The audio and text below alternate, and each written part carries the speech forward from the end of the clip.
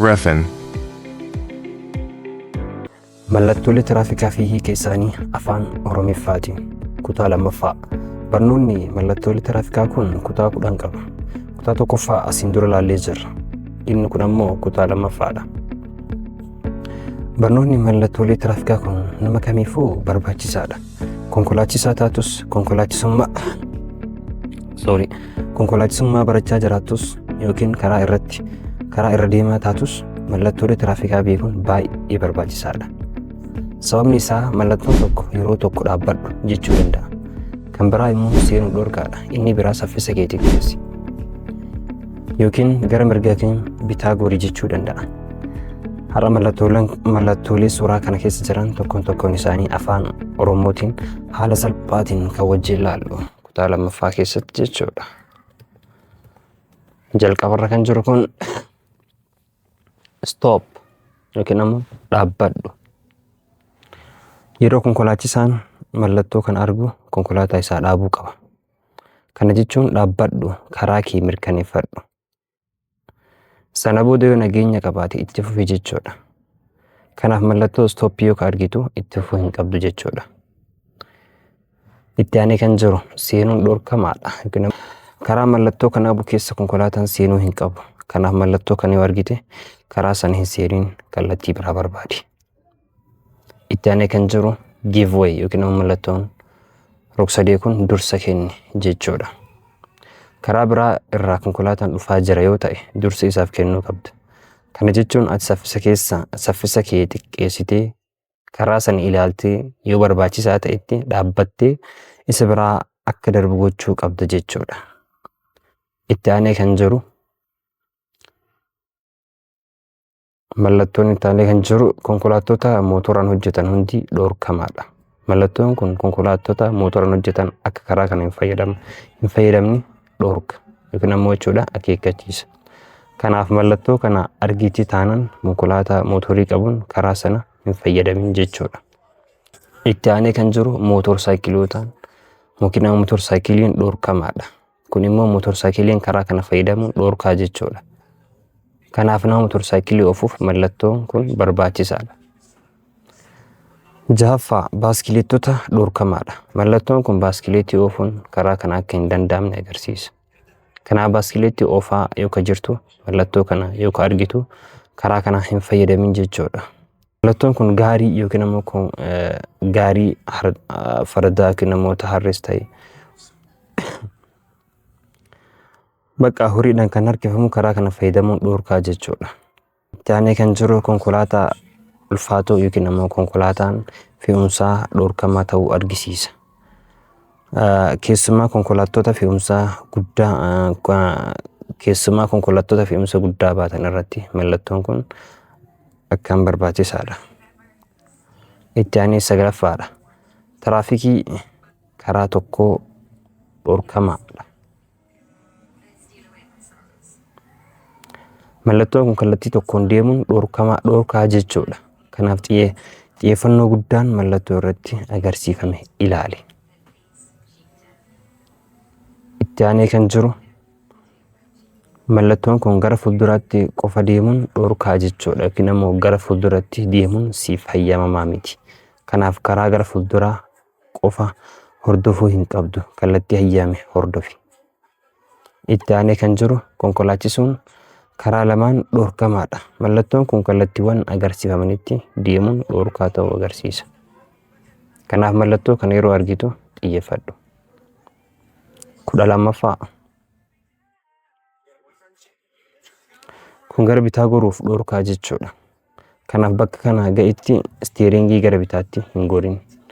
Siif hin hayyamne waan ta'eef. Itti aanee kan jiru mallattoon kun immoo gara mirgaa goruuf dhorkaa jechuudha. Kanaaf gara mirgaa goruuf yaada keessaa yoo qabaattu mallattoo kana dursii ilaali. Itti aanee kan jiru yuutarni gochuun dhorkamaadha. Yookiin ammoo faallaa keetitti zooruun yookiin ammoo marfachuun hin hayyamu jechuudha. Kana jechuun konkolaataa garagalchitee kallattii faallaa deemuu hin qabdu. Itti aanee kan jiru 3.5 dhimmi daangaa ol ka'iinsaa jedha. Mallattoon kun daangaa ol ka'iinsaa agarsiisa. Asirratti 3.5 meetira jechuun konkolaataan ol ka'iinsi isaa daangaa kana caalu karaa sana darbuun rakkoo qabaachuu danda'a. Itti aanee kan jiru daangaa ariifaa. Lakkoofsa 40 kun daangaa saffisaa agarsiisa. Kana jechuun bakka kana keessatti saffisa konkolaataa kee daangaa mallattoo kanaan kaa'ame caalchiftee deemuu hin qabdu. 17 daangaa ulfaatinaa. Mallattoon kun daangaa ulfaatinaa agarsiisa. Lakkoofsa 17 toon yoo ta'e konkolaataan ulfaatinaa daangaa sana ol qabu yeroo sana fayyadamuun dhorkaa ta'uu danda'a. Itti aanee kan jiru 10 meetira daangaa dheerinaa. Mallattoon kun dheerina konkolaataa daangessa. Kana jechuun konkolaataan dheerinni isaa daangaa mallattoo irratti agarsiifame caalu karaa sana fayyadamuun dhorkaa ta'uu agarsiisa. Itti aanee kan jiru paarkii gochuun dhorkamaadha. Mallattoon kun bakka kana irratti konkolaataa dhaabanii paarkingii gochuun dhorkaa jechuudha. Kanaaf daqiiqaa muraasa qofa jettee iddoo kanatti dhaabbachuun sirrii miti. Itti aanee kan jiru koorniyaa qofaan sagaleessuun dhorkamaadha. Mallattoon kun hoorn yookiin immoo koorniyaa konkolaataa fayyadamuun dhorkaa ta'uu agarsiisa. Kanaaf bakka kanaa keessatti sagalee hoorni unnecessary yookiin immoo jechuudha sagalee barbaachifne bakka barbaachisaa hin taanetti fayyadamuu irraa of qusadhu jechuudha. Itti aanee kan jiru ammoo miiltota dhorkamaa yookiin ammoo miilaan deemtotaaf karaa sana deemuun akka hin hayyamne agarsiisa. Mallattoon kun namni miilaan deemuun karaa yookiin bakka sana fayyadamuun dhorkaa jechuudha.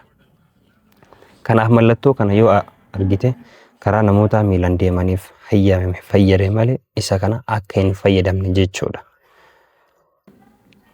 Itti aanee kan jiru kun qaxxaamura bitaa jedhama. Mallattoo diimaa boca tiraayingilii qabu yeroo baay'ee akeekkachiisa. Kun fuulduratti qaxxaamura yookiin immoo beendii gara bitaa jiru akka jiru akeekkachiisa. Kanaaf saffisa kee xiqqeessi gara fuulduraa sirriitti ilaali jechuudha. Itti aanee kan jiru qaxxaamura mirgaa. Kun immoo fuulduratti qaxxaamura gara mirgaa jiru akka jiru akeekkachiisa. Kanaaf gara fuulduraa yeroo geessu of eeggannoo godhi. Itti aanee kan jiru mallattoo tiraafikii fuulduratti. Mallattoon kun tiraafik laayitii fuulduratti akka jiru si akeekkachiisa. Kanaaf saffisa kee xiqqeessi tiraafik laayitii ilaali. Qajeelfama isaa hordofi. Itti aanee kan jiru ce'umsa baaburaa geet qabu. Mallattoon kun fuulduratti ce'umsi baaburaa reelwee kiroosing geet qabu akka jiru akeekkachiisa. Baabura dhufaa jiru yoo argite hatattamaan of eeggadhu. Nageenyaaf dursa kenni. Itti aanee kan jiru daandii walqixa hin taane. Daandii walqixa hin taane fuuldura keetitti waan jiruuf inni kunis akeekkachiisa. Saffisa kan kee xiqqeessitee fuuldura kee ilaaltee suutaan socho'uu qabda jechuudha. Ce'umsa baaburaa geetii hin qabne. Kunis fuulduratti reelwee kiroosing akka jiru akeekkachiisa. Garuu geetii hin qabu. Kanaaf asitti of eeggannoo daran guddaa gochuu qabda yookiin immoo jechuudha of eeggannoo sirriitti gochuu qabda. Itti aanee kan jiru riqicha dhiphaa. Mallattoon kun fuulduratti riqicha dhiphaan akka jiru agarsiisa. Kanaaf konkolaataa biraa yoo wal qunnamte saffisa kee xiqqeessi fi akkasuma of eeggannoodhaan darbuuf qophaa'ii jechuudha. Dhumarra kan jiru kun round about. Mallattoo dhumaa kun round about agarsiisa. Kana jechuun fuulduratti bakka daandileen walitti dhufan round about akka jiru si akeekkachiisa. Kanaaf saffisa kee xiqqeessi. Mallattoo fi konkolaattota biroo ilaalii achiis irrichi booda kallattii sirrii hordofiiti. Marfadhuu darbi jechuudha. Kanaaf har'a mallattoolee tiraafikaa hedduu fi hiiki isaanii kutaa lamaffaa afaan Oromootiin ilaallee jirra. Kanaafuu viidiyoo kana yoo si fayyade laayik godhi akkasuma chaanaalii kana sabskiraayib gochuu hin dagatiin. Nama konkolaachisaa bartuufis sheer godhi siin jedha. Viidiyoo itti aanu keessatti ammoo kutaa sadaffaa keessatti illee kan itti fufnuudha. Hanga viidiyoo itti aanutti of eeggannoo godhaa. Seera tiraafikaa kabajaa. Nageenya keessaniif dursa kennaa. Galatoomaa. Assalaamu alaikum.